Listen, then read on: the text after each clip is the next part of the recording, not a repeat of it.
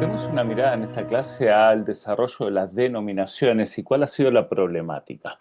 El erudito alemán Ernesto Trotzsch dividió a estos grupos cristianos en iglesias y sectas. Por iglesias se le entendía a las iglesias estatales, oficiales o establecidas. Por sectas entendía a otros grupos cristianos disidentes en países con iglesias ligadas al Estado. Esta tipología se adecuaba más a la situación eclesiástica en Europa después de la Reforma, pero no a las condiciones de las iglesias en Norteamérica en ningún periodo histórico. Es cierto que los anglicanos y los congregacionalistas, que fundaron la mayoría de las primeras colonias en Norteamérica, todos creían que debía haber una iglesia del Estado o establecida. De hecho, 5 colonias establecieron iglesias por cuenta propia. Pero la situación norteamericana no favorecía el establecimiento, establishment clause, ¿no? Lo que es la cláusula de establecimiento religioso. Es decir, la constitución de una iglesia particular como iglesia oficial o iglesia del Estado no era motivada. Muchos inmigrantes cruzaron el Atlántico justamente para deshacerse de las autoridades estatales y eclesiásticas opresoras, típicas del paradigma de cristiandad y del modelo de las iglesias establecidas en Europa. Estos colonos en el Nuevo Mundo tenían cada uno un trasfondo religioso diferente y no era fácil someterlos a patrones de uniformidad religiosa como los que imperaban en Europa. Entonces, como les mencioné en la clase anterior, el denominacionalismo, o sea, las denominaciones, si bien surgen en Europa, toman su forma en este país un poco por esta idea de no existir iglesias estatales o ligadas al Estado, ¿no? Favorecidas por el Estado.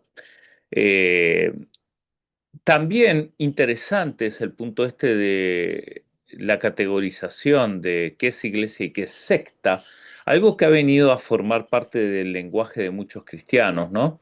En considerar secta a lo que a la religión que no es la predominante, ¿no? En cierta manera, y secta en una eh, connotación negativa.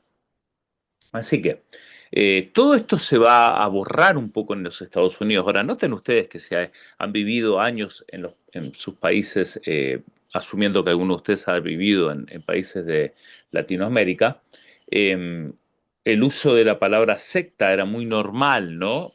Incluso para referirse a iglesias evangélicas.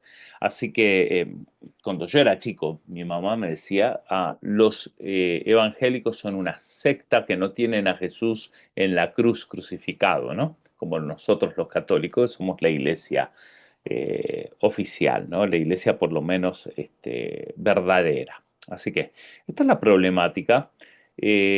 Vamos a ver unas denominaciones siglo XVIII y XIX. Marty dice, la primera de las grandes invenciones de los evangélicos norteamericanos y la que determinó la vida en las demás fue la denominación. ¿Mm?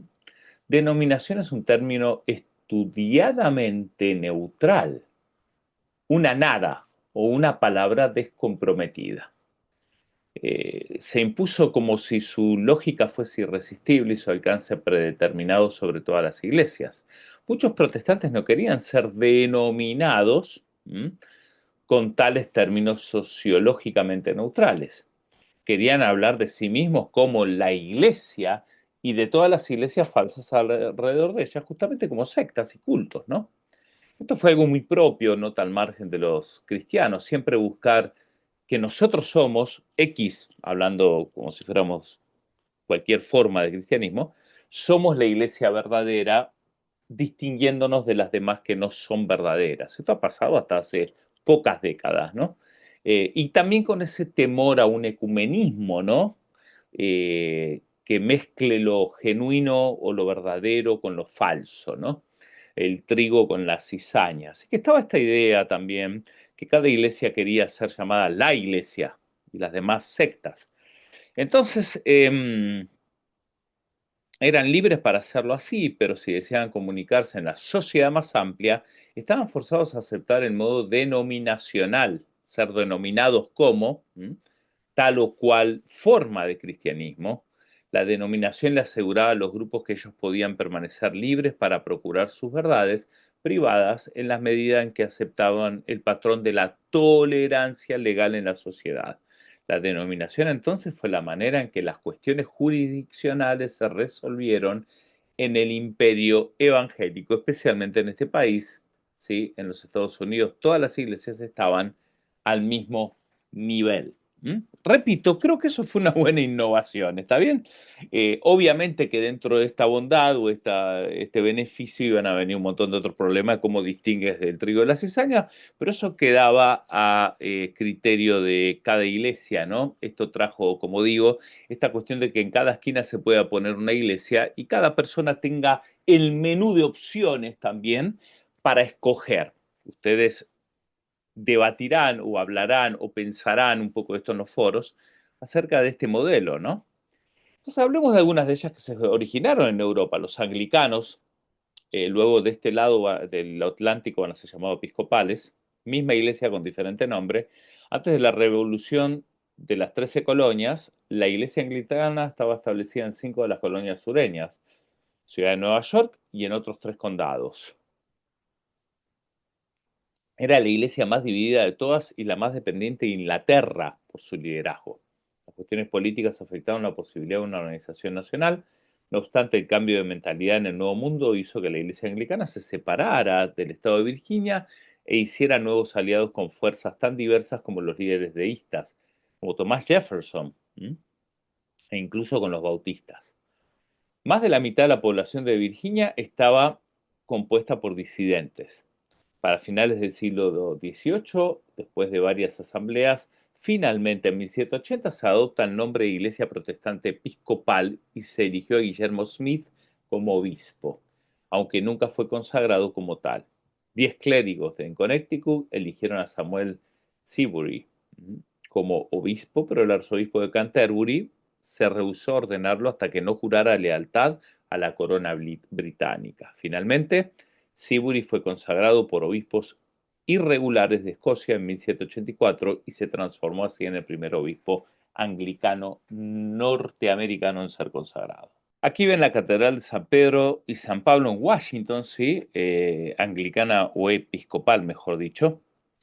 En 1782, Pastor Guillermo White redactó, esto estamos hablando que White vivió en esta fecha, ¿no? 1748-1836, redactó un panfleto que se presentaba el plan de una congregación nacional separada del Estado y con laicos en la estructura de gobierno de la Iglesia. En 1784 se celebró en Nueva York un encuentro nacional seguido por una reunión de la primera Convención General en Filadelfia en 1785.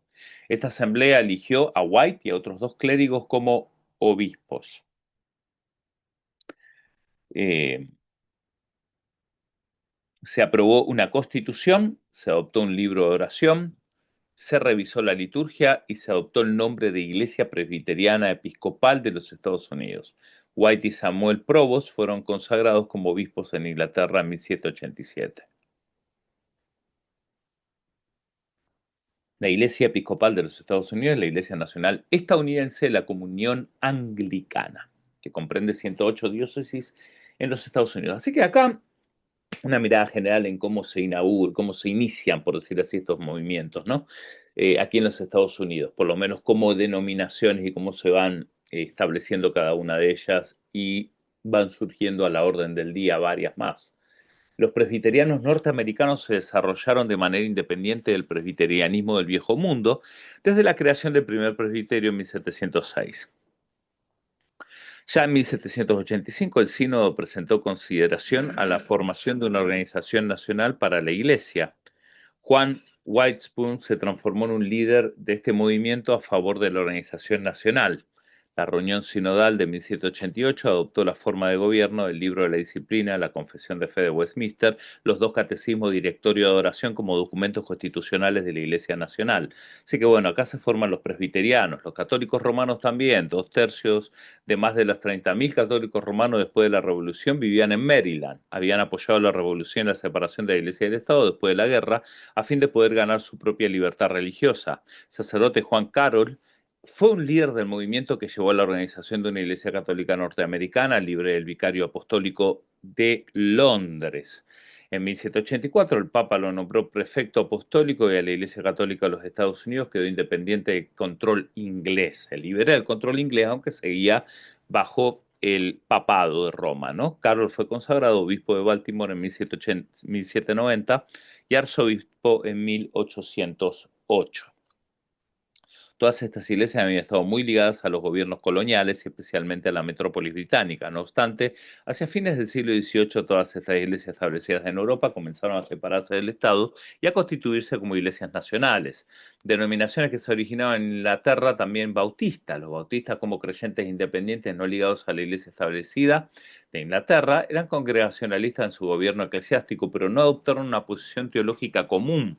Como resultado, desde temprano hubo varios cuerpos bautistas, la mayoría diferentes en cuanto a sus enseñanzas teológicas, siguiendo algunas tendencias calvinistas, mientras que otros se mostraron más arminianos. El bautista ha sido muy variante o variable en cuanto a estas posturas y se ha mantenido siempre en el amplio espectro entre calvinistas y arminianos.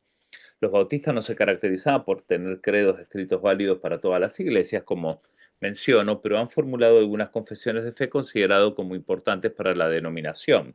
La Iglesia Bautista de Londres redactaron la Assembly's Confession en 1689. Esta confesión fue ampliada por la Asociación de Filadelfia en 1742.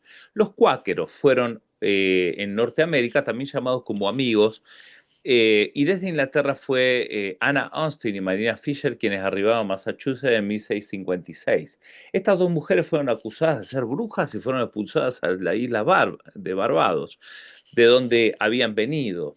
Durante muchos años los cuáqueros se vinieron perseguidos por leyes severas y fueron tratados sin misericordia, especialmente por los grupos cristianos establecidos. No obstante, crecieron y encontraron tolerancia en la colonia de Rhode Island. Rhode Island era el lugar donde iban aquellos que no eran aceptados en otros lugares. Se los encontraba también en Nueva York, Nueva Jersey y Maryland.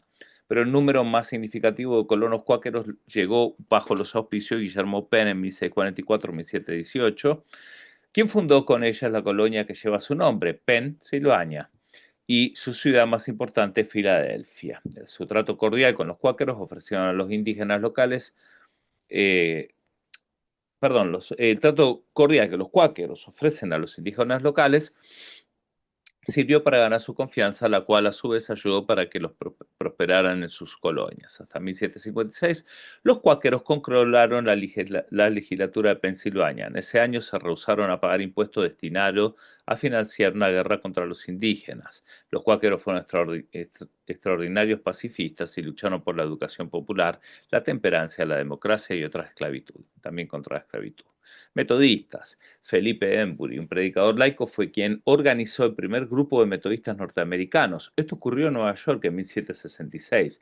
Este grupo solicitó ayuda a las iglesias de Inglaterra. En 1769 llegaron dos misioneros, Ricardo Boardman, que vivió entre los 1738 y 1782, José Pilmore, y desde el año 1769 hasta 1774, Juan Wesley envió 8 misioneros a Norteamérica y hubo también varios voluntarios. Entre estos misioneros se encontraba Francisco Aubury. Pronto se transformó en el líder del movimiento en 1779. La Iglesia Metodista Episcopal se organizó en Baltimore en 1784. Este año Wesley consagró a Thomas Coke como superintendente de la Iglesia Metodista en los Estados Unidos. La Iglesia fue metodista en doctrina y disciplina, pero episcopal en su forma de gobierno eclesiástico. La Iglesia Cristiana o Iglesia de Cristo se origina en Norteamérica. Este nombre confuso surgió por el rechazo de las diferencias denominacionales, tan abundantes y marcadas ya en los Estados Unidos, que para este entonces estos grupos experimentaron los avivamientos en los territorios de las fronteras al oeste hacia fines del siglo XIX y creían que todos los cristianos se debían reunir sobre la base de una fe bíblica sencilla y una forma eclesiástica simple, tomando como base el principio de ningún credo, sino solo Cristo.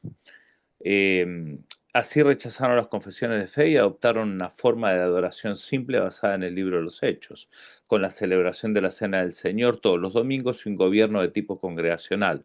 Los grupos más grandes de este movimiento se conocen hoy día como iglesias cristianas o discípulos de Cristo. Con esto hemos visto el origen de las denominaciones en Europa y también en los Estados Unidos. Hasta la próxima clase.